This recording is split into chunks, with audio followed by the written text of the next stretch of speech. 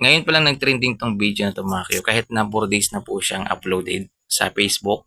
Ito yung in-interview sila sa Okada, Manila, yung nag-attend sila ng Manila International Fashion Show. Hindi ko alam mga kayo kung on or before fashion show yung interview na 'to mga kayo. Pero dito kasi makikita natin sobrang kulit ni Elias JTV guys. Yan.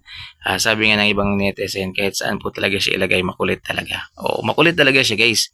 Wala, ganyan po talaga siya. Yan.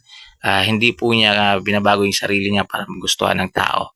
Kasi nagugustuhan siya ng tao kung ano po siya. Ayan, kaya wala po siyang binabago guys. Hindi po niya kailangan mag-adjust. Ayan.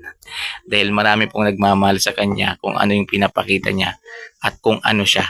Diba? Kaya dito makikita natin sa interview na to guys. Kasi yung interview medyo formal po siya, pero si Elias JTV pa tawa-tawa lang ganoon.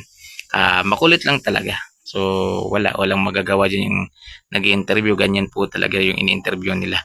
So ayan o, si Ma'am Beverly. Ayan, si Dave yun. Kinausap din sila si Elias JTV. Tingnan niyo naman yung kakulitan niya guys. Tingnan niyo naman yung kakulitan ni Elias JTV dito. Kaya siguro nag-trending to guys dahil pinag-uusapan talaga yung kakulitan niya.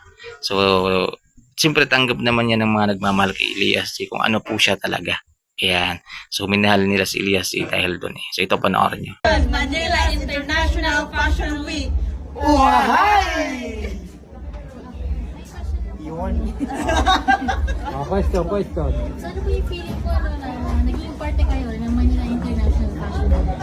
Actually, masaya po kami kasi first time po namin ng Elias JTV Band na makasali ng mga fashion, lalo na sa kanila. Yun yung pinakauna experience sa kanila. Kaya malaking po salamat ng Madam Tracy sa pag-invite. At saka din sa designer namin na si Sir Rai Bayo. So nung lumapak po kayo kanina po, first time po ba ninyo lumapak kanina, ano po yung, paano po kayo naghandaan po yung pakiramdam po? Actually, pinakabahan, tapos excited. Yun yung feeling namin kanina. Tapos hindi namin alam kung kalaban pa kami.